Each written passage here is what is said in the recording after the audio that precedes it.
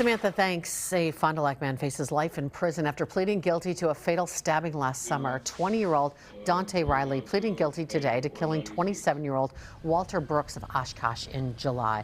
Brooks was found with a stab wound to the chest after crashing his car, that is, into a tree at Menominee Park. Witnesses say Brooks was confronted by several teenagers after being called to the park for a fight. One witness reported seeing Riley punch Brooks in the chest before Brooks fled in his car. Riley is scheduled to be sentenced on May 7th.